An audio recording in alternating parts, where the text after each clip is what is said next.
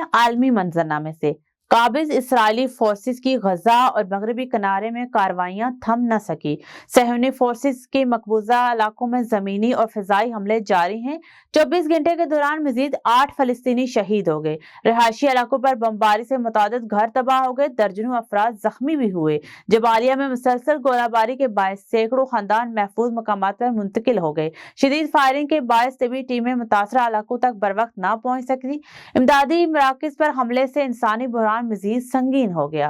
America ने 55 ईरानी शहरियों को मुल्क बदर कर दिया। ईरानी वजारत खारजा ने बताया कि अमेरिका बदर किए गए 55 ईरानी शहरी आइंदा कुछ रोज में ईरान पहुंचेंगे। सदर ट्रंप की इमिग्रेशन क्रैकडाउन पॉलिसी के तहत ये ईरानी शहरियों को दूसरी बेदखली है। वाज़ेह रहे कि इससे कबल अमेरिका ने 120 ईरानी शहरियों को मुल्क बदर किया था। तर्जमान ईरानी वजारत ने अमेरिकी इकदाम की सख्त अल्फाज में मज़ामत की है।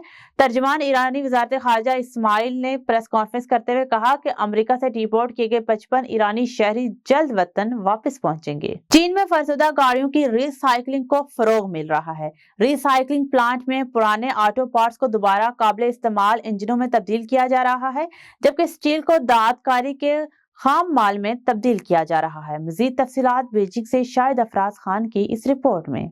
चीन में फरसुदा गाड़ियों की रिसाइकलिंग मुल्क की गर्दिशी मईशत को आगे बढ़ा रही है। चीन के शुमाल मगरबी इलाके सिंकियांग में वाक़ एक गाड़ी रिसाइकलिंग प्लांट में पुराने ऑटो पार्ट्स को दोबारा काबिल इस्तेमाल इंजनों में तब्दील किया जा रहा है, जहां पिछले साल तकरीबन 28 लाख डॉलर मालियत की मसनूआत बरामद की गईं। डिसअसेंबल गाड़ियों से हासिल होने वाली स्टील को फिर एक फौलाद साज फैक्ट्री में भेजा जाता है, जहां इसे धातकारी के खाम माल में तब्दील किया जाता है। तकनीकी अपग्रेडेशन के बाद प्लांट की रिसाइकलिंग की शरह 65% से बढ़कर 95% हो चुकी है। कंपनी के रिसाइकलिंग कारोबार में 60% से ज़ायद इजाफा हुआ है।